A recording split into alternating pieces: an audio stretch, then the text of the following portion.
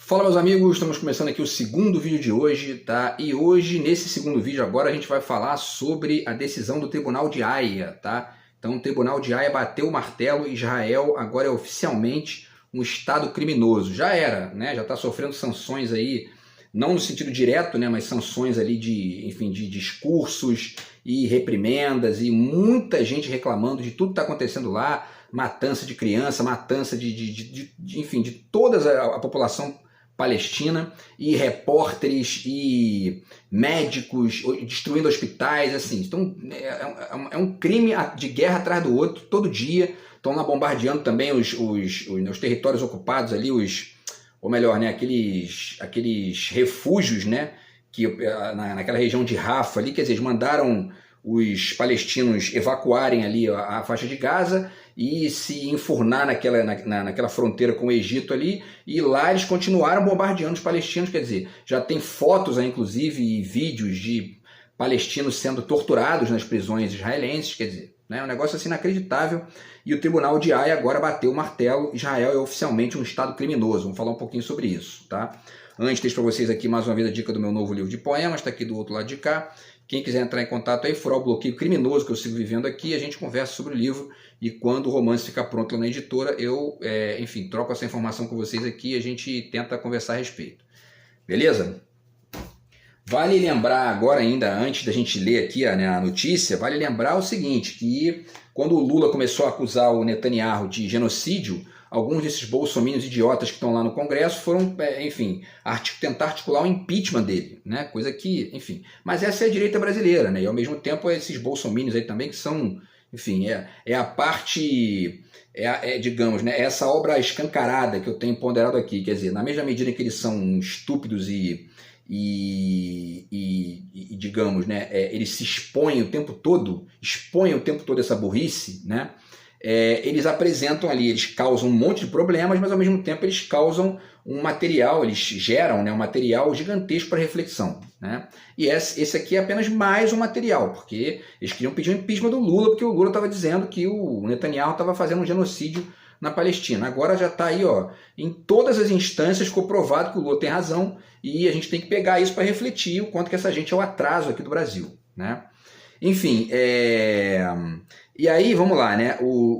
A BBC noticiou da seguinte forma, que essa aqui é a notícia, e eu vou falar aqui rapidamente os aspectos gerais, e depois uma listinha rápida aqui dos aspectos específicos ligados ao que o tribunal, enfim, ordenou que Israel faça. Talvez e provavelmente Israel não vá fazer, porque, enfim, né, tem bomba atômica, tem o apoio dos Estados Unidos, eles começam a cagar e andar para isso, né, e vão fazendo bosta aí, vão vomitando o ódio que eles têm lá no mundo todo, cometendo crime todo dia lá e ninguém faz nada, né? Mas isso aqui é uma decisão simbólica muito importante, porque não diz respeito nem só ao que está acontecendo agora lá, mas também a esse histórico que existe desde 1957 aí, em relação a esse conflito interminável, tá? Vamos falar um pouquinho sobre isso. Então a BBC noticia da seguinte forma: ocupação israelense de territórios palestinos é ilegal, diz Tribunal Internacional de Justiça, tá? E aí o texto diz o seguinte rapidamente aqui: em um parecer histórico, o Tribunal Internacional de Justiça, o TIJ, disse que a ocupação dos territórios palestinos por Israel é ilegal e contrária ao direito internacional, tá? A corte diz que Israel deve interromper a criação de assentamentos na Cisjordânia ocupada, em Jerusalém Oriental e em Gaza, e por fim a ocupação ilegal, isso as aspas significam não uma relativização do termo, mas uma citação do tribunal, tá? Dessas áreas o mais rapidamente possível. Então, só para quem não tem mentalmente a visão lá, né? Isso aí você pode pesquisar em mapas, né? No Google, você vai achar facilmente. Mas a Cisjordânia é a parte nordeste ali, né? de Israel, né? A Cisjordânia é a parte nordeste, ali um pouco abaixo, do lado esquerdo ali embaixo, você tem a Jerusalém, que é dividida, né? Jerusalém Ocidental é dos israelenses, Jerusalém Oriental, em tese, é dos palestinos, que é uma parte da Cisjordânia.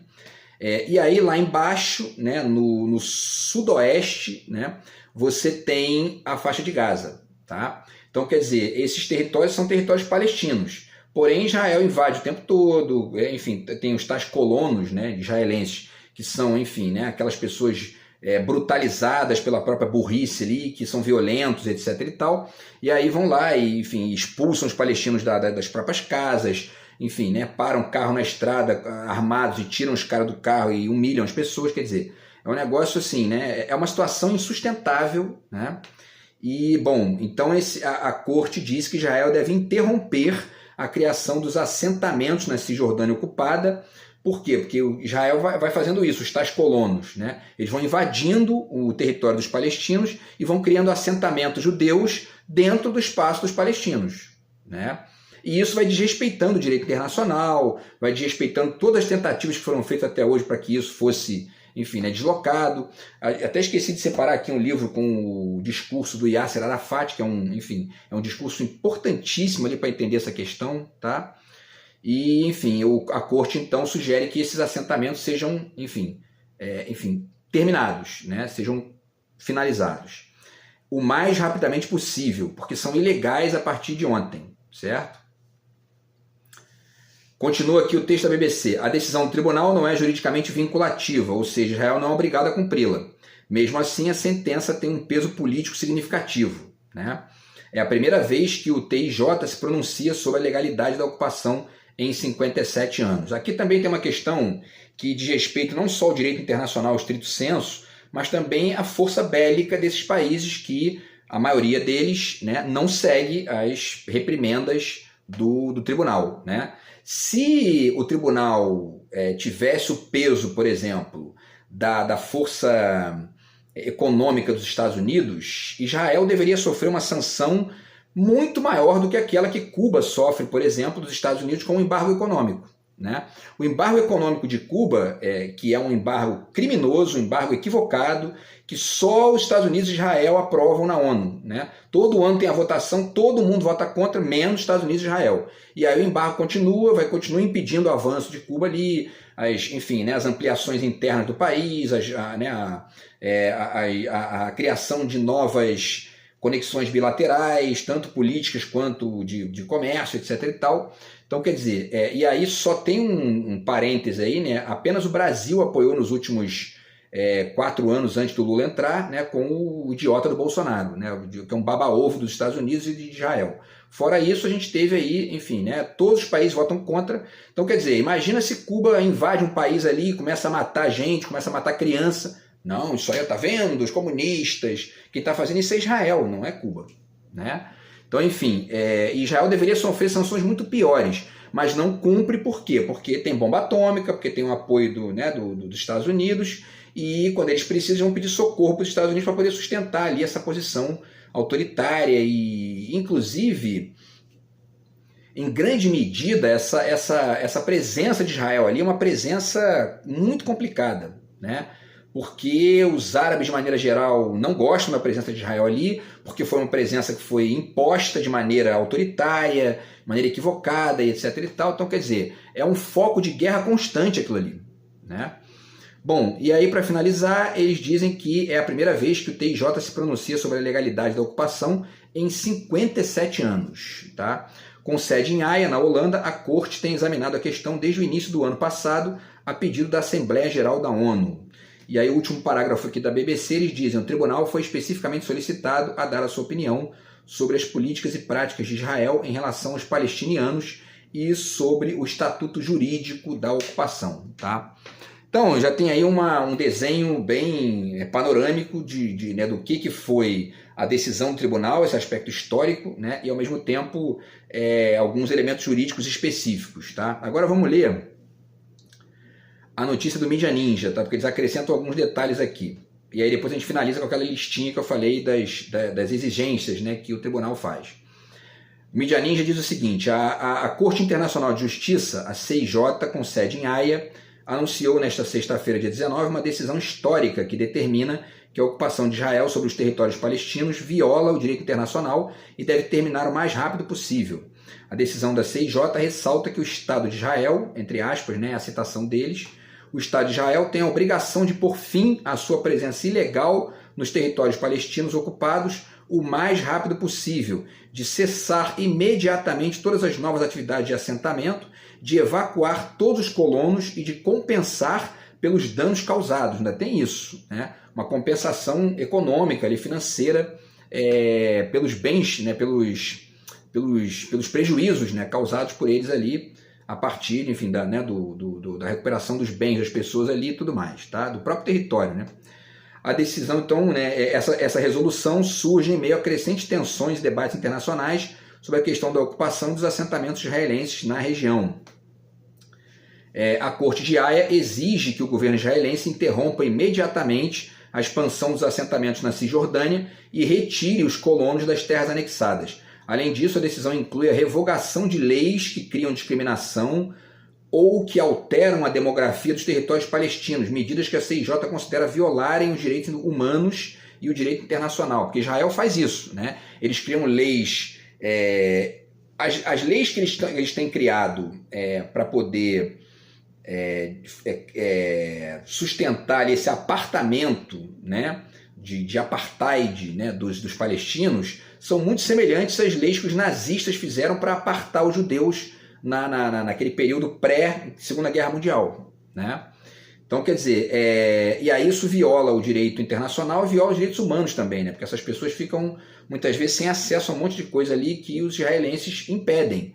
A faixa de Gaza, então, é pior ainda, porque a faixa de Gaza não tem fronteira com ninguém, a não ser uma fronteira pequena com o Egito ali embaixo e a fronteira com o oceano, que é totalmente controlada por Israel. Então, quer dizer, até o alimento, a energia, Israel controla, né, a questão da faixa de Gaza. E isso fere o direito internacional, fere a soberania do país, fere, enfim, a vida das pessoas ali dentro e gera essas movimentações de ataques e tudo mais. É claro que existe também o extremismo do Hamas, né, que muitas vezes não aceita nem ali um acordo, um diálogo. Agora, em parte, esse extremismo do Hamas, ele se justifica em todo o extremismo que Israel tem mantido naquela região desde o início, né?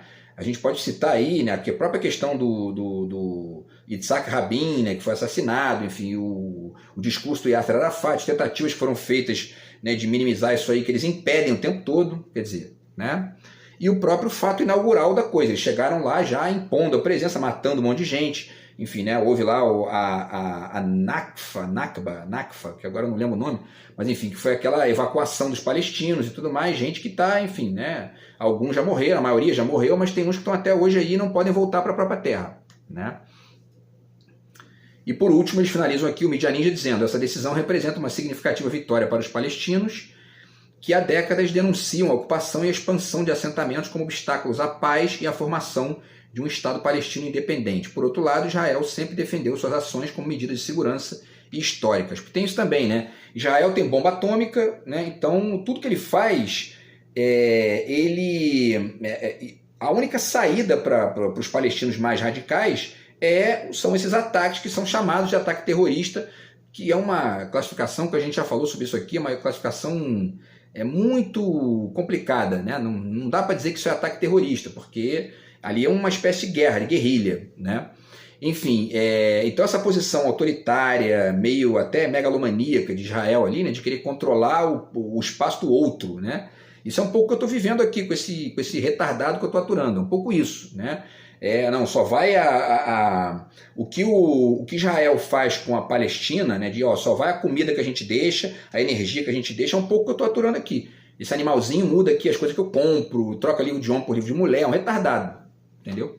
Mas enfim, então um pouco essa megalomania de Israel é o que vai gerando essa guerrilha interna ali, esses ataques que, né, enfim, que acabam matando gente lá dentro de Israel, porque é isso, né? O cara tá ali tentando dialogar, não consegue, chega uma hora que, então vamos explodir bomba lá, pô, né? Vai ficar controlando nossa comida aqui, entende? Não pode. A lei internacional serve para poder tentar minimizar isso aí, né? Só que esse poder exagerado que Israel e os Estados Unidos têm, e é um poder que é exagerado e é tóxico, né? É o que eu tenho feito aqui, distinções entre um protagonismo solidário e um protagonismo tóxico, um protagonismo nocivo, né? Que é muito que os Estados Unidos fazem, né? Não é à toa que, inclusive, eles deram uma entrevista dizendo que a guerra lá gera emprego aqui, gera lucro pra gente aqui. Eles dizem isso abertamente, né? Então, quer dizer, e a própria guerra da Rússia contra a Ucrânia, em certa medida, tem o dedinho dos Estados Unidos ali também. Por quê? Porque a Ucrânia estava certamente negociando uma das causas, né, abertamente aí narradas desse ataque da Rússia lá são as pretensões da Ucrânia de entrar para a OTAN. E a OTAN, o que é a OTAN? A OTAN é uma espécie de Israel, né? Ou seja, vamos botar arma, né, nuclear aqui, enfim, armamento aqui dentro, porque se a Rússia quiser invadir, a gente é obrigado a bombardear a Rússia. E a Rússia, obviamente, não vai aceitar isso, né? Então, quer dizer, é um dilema aí que é um dilema muito causado por essa lógica muito excessivamente expansionista dos Estados Unidos e, ao mesmo tempo que, digamos assim, nesses tropeções do expansionismo, eles vão passando por cima das leis internacionais e dane-se, né? Então, quer dizer, isso aí vai gerando guerra, vai gerando morte, vai gerando problema, né? E é preciso que a gente chegue num ponto para poder atingir um grau de razoabilidade disso aí, que dificilmente vai vir de Israel. Dificilmente, tá? Enfim, e aí, pessoal, só para finalizar a lista aqui com as exigências do Tribunal de Haia, tá? A página Esquerda Online divulga da seguinte forma: decisão histórica. Corte de Haia afirma que a ocupação dos territórios palestinos é ilegal e constitui apartheid e anexação. Esse termo apartheid, ele deriva lá da questão da África do Sul. Nelson Mandela, que inclusive anteontem, se não me engano, foi aniversário de 106 anos do nascimento do Nelson Mandela, né? Então, quer dizer, o que Israel está fazendo lá é uma espécie de apartheid mesmo, né? Mas a faixa de Gaza, então, é um negócio assim, é uma prisão ao ar livre, né?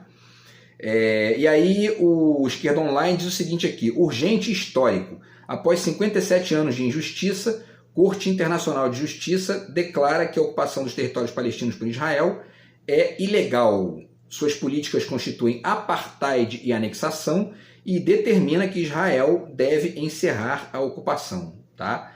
E aí quais são os principais pontos? É essa que é a lista que a gente vai passar agora aqui, tá?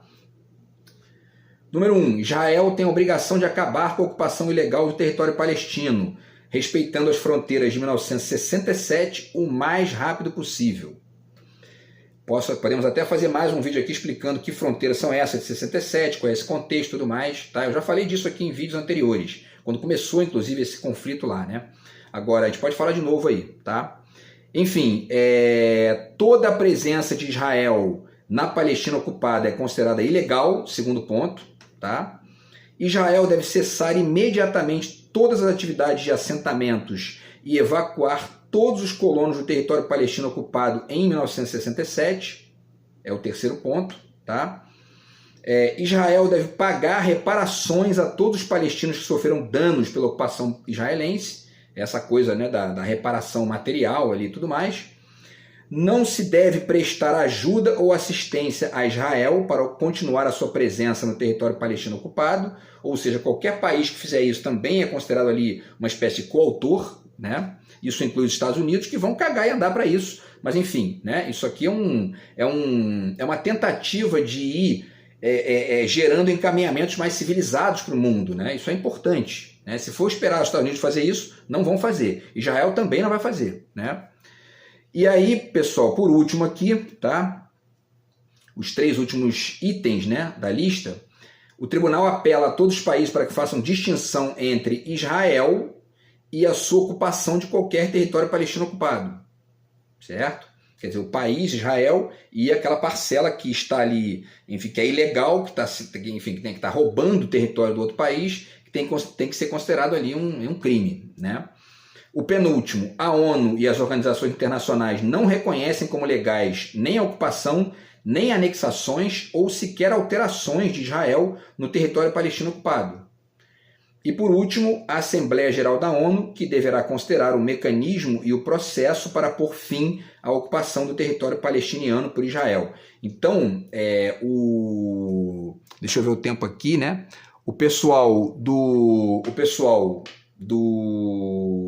Tribunal Penal Internacional, né, de Haia, eles definiram a questão e agora quem vai ser responsável por estabelecer o mecanismo e o processo para que isso tenha fim lá é a Assembleia Geral da ONU, tá? Então, o que pondera aqui a página Esquerda Online, tá? Então, pessoal, esse é um resumo aí, né, uma decisão histórica muito legal, é isso que tem acontecido, ainda que, né, tarda, mas não falha, né, porque, enfim, isso não deveria nem ter começado a acontecer, essa matança lá, mais de 35 mil palestinos mortos, e, enfim, os próprios israelenses que morreram também, mas, enfim, né, o Israel está abusando de todos está passando de todos os limites, né? Então o tribunal teve que entrar em ação aí e estabeleceu essa definição aí que agora cabe à ONU pôr em prática isso, tá?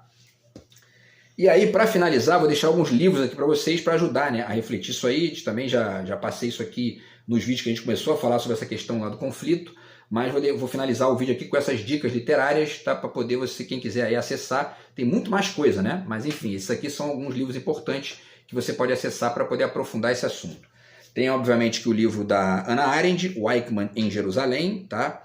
E aqui ela vai discutir um monte de coisa interessante aqui, a forma como os nazistas, enfim, né, puseram em prática lá a solução final, os encaminhamentos dos judeus para os campos de concentração, campo de extermínio, etc. e tal, e ao mesmo tempo as discussões e ambivalências dentro da movimentação judaica para poder, essas distinções entre o sionismo, que é o, né, aquela galera que estava querendo um país para si, né, um país judeu, e os outros que não se interessavam por isso, as discussões disso aí, o apoio, inclusive, que alguns sionistas deram para os nazistas, e isso, em parte, explica esse, digamos, esse racismo reverso, né, de Israel, que Israel tem feito lá na Palestina. Tá? Então, esse livro da Hannah Arendt é muito bom nesse sentido aí.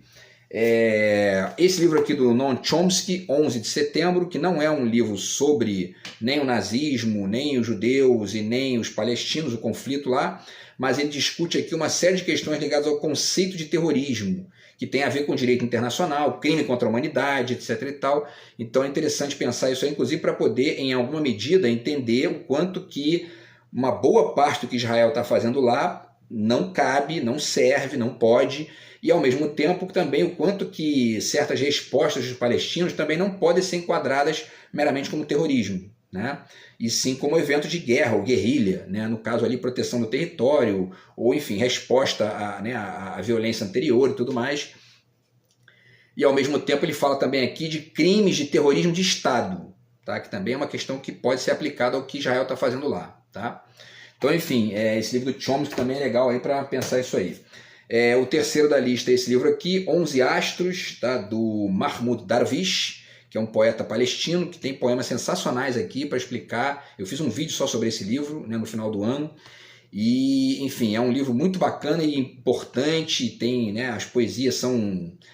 os poemas, né, são, em alguma medida são pesados, porque representam ali essa questão do exílio, essa questão da saudade da própria terra, da perda da própria terra, mas ao mesmo tempo são líricos e interessantes para poder contextualizar essa questão aí e a visão dos palestinos, que até se enquadra nessa questão, né, da narrativa, de entender a narrativa da vítima ali, né, que é importante. Tá? E porque é poesia também, né? Então isso enriquece todo mundo. O quarto livro é um que eu não terminei de ler, eu li só um pedaço aqui dele, que é O que Resta de Auschwitz. Tá? E, enfim, é um livro interessante, que tem uma série de apontamentos bacanas, especialmente na introdução, porque, na verdade, eu li só o início do livro, né? Mas parte dessa violência, que é uma violência reversa, né, que é um racismo reverso, que Israel nitidamente faz com a Palestina, está entre o acúmulo de bizarrices que resta de Auschwitz, né? E que a gente tem que pensar aí para poder, de alguma maneira, resolver essas questões e chegar em uma lógica um pouco mais civilizada naquela região lá. Tá? Então fica essa dica aí também. Deixa eu ver o tempo aqui. Enfim, para finalizar, os 3 últimos livros. O Orientalismo, do Edward Said, tá? Que é um livraço também não li inteiro, mas está aqui na minha lista para ler, enfim. E ele fala sobre a narrativa, né, que o Ocidente historicamente cria sobre o Oriente, né, sobre os árabes, sobre, de maneira geral, ali, a vida do Oriente Médio e tudo mais, e o quanto que isso muitas vezes gera visões distorcidas, o quanto que isso gera até uma violência, né? Muita gente até hoje associa árabe com terrorista, né? Que é tipicamente um resto, digamos, um resto ingênuo, mas também alienado, né? Desse tal orientalismo que ele está ponderando aqui. Tá? Então, enfim, esse aí é um livro do Edward Said. Tem o penúltimo aqui, do Primo Levi, É Isto um Homem?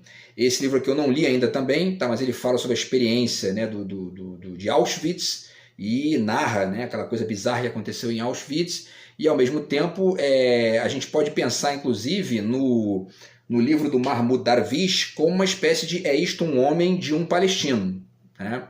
Também dá para pensar um pouco isso aí, porque é um pouco essa experiência ali de estar ali aturando aquela situação absurda e ter que sair do seu próprio lugar e tudo mais, claro que guardadas as proporções, né? Mas enfim, cada um ali com a sua dor e com o seu sofrimento e com a bizarrice de cada momento, tá? Então, e é interessante inclusive ler o Primo Levi para poder pescar o que sobra, né, nos judeus sionistas em Israel desse ressentimento violento que existe contra o que Israel sofreu ou que os judeus, né, sofreram nos campos de concentração, tá? E por último, esse livro aqui da Nurit Peled, El-Hanan, tá, que é Ideologia e Propaganda na Educação, a Palestina nos livros didáticos israelenses. Também está na minha lista aqui, não li ainda, mas conheço a história do livro. Ela fala sobre a forma como Israel vai construindo ali aos pouquinhos a ideia dos palestinos como, enfim, como pré-humanos ou como, né, enfim, uma raça inferior, etc e tal, né? E por isso, inclusive, que essas ideiazinhas neo-identitárias de pós-humano, né, isso é perigosíssimo, porque isso aí é um pouco isso aqui, né? É construir com ares pretensamente pedagógicos essas ideias aí de superioridade e tudo mais, que é, enfim, uma bizarrice que a gente está vivendo também. Então, nesse caso específico aqui da Palestina e de Israel, esse livro aqui desenha aí um pouquinho da maneira como Israel constrói a visão dos palestinos como pessoas inferiores, né? No próprio encaminhamento ali escolar, né? Então, quer dizer, isso aí tem que ser pensado e refletido também para poder entender como que a gente resolve essa questão de alguma maneira ou de outra. Beleza, pessoal? Então é isso, tá? Essas foram aí as dicas literárias e ao mesmo tempo aqui essas informações sobre essa definição aí, essa decisão importante pra caramba aí do Tribunal Penal Internacional, tá? E agora é ver como é que a ONU vai se posicionar em relação a isso para tentar acabar com esse absurdo que existe ali, tá? Então a gente vai acompanhando aqui, grande abraço aí, a gente se vê no próximo vídeo, tamo junto, fui!